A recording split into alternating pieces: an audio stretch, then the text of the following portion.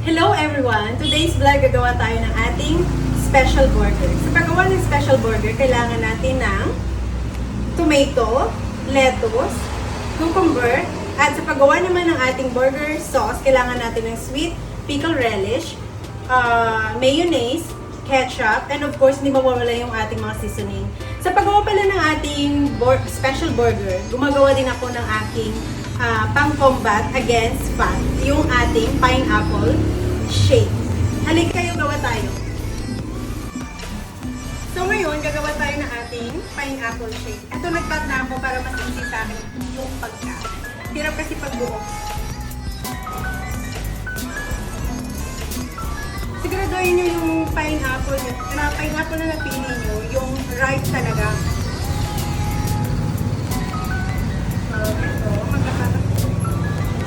Last time kuha ako na pineapple, tapos nasobrahan ko na yung dami ng pineapple. Kaya mas okay din na tama lang yung talaga yung amount ng pineapple na ilalagay mo. Oops. Okay, so let's start. Kailangan maglagay tayo ng ice.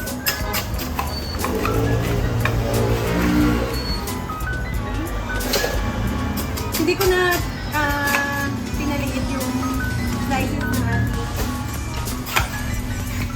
pineapple since i-beauty naman yung ating cheese.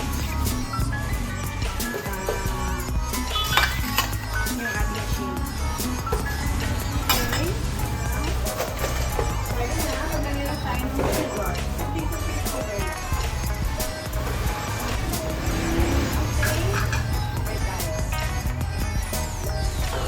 Naglalagay ako ng ano lang, na 1 tablespoon ng sugar.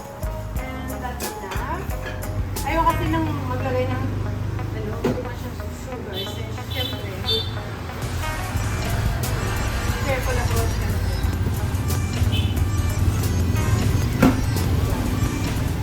Yes. Yun!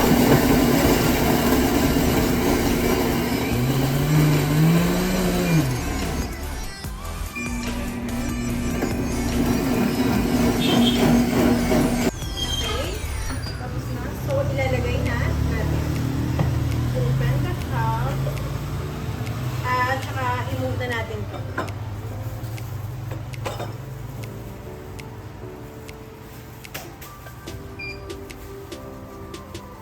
Ready na siya. Lagay na natin. Make sure na dahan-dahan lang yung paglagay nito. Okay. That's it. So ngayon, gagawa tayo ng ating pang-decorate.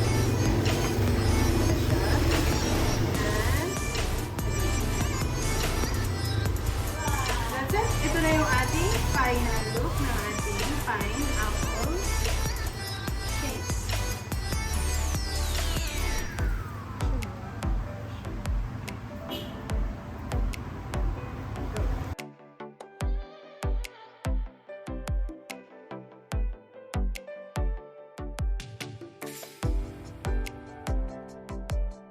Okay, tanggalin na natin yung ating bread.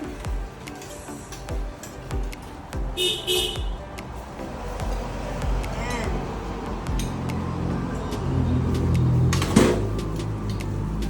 Make sure natin na okay yung ayan. Lalagay tayo ng ating then ilalagay na natin yung ating ginawang burger sauce.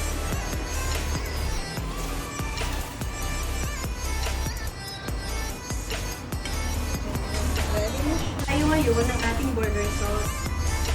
Yung paggawa ng burger sauce, kanina sinabi ko na naglagay ako dito ng 2 tablespoon ng ating sweet pickle relish. Then 3 tablespoon ng ating mayonnaise at 1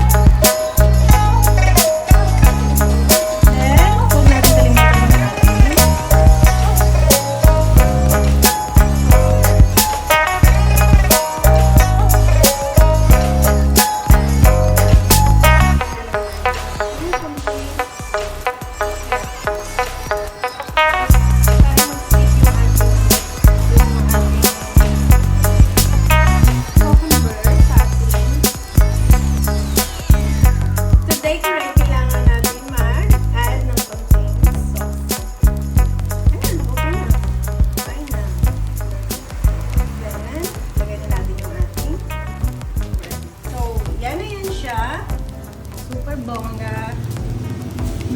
Over.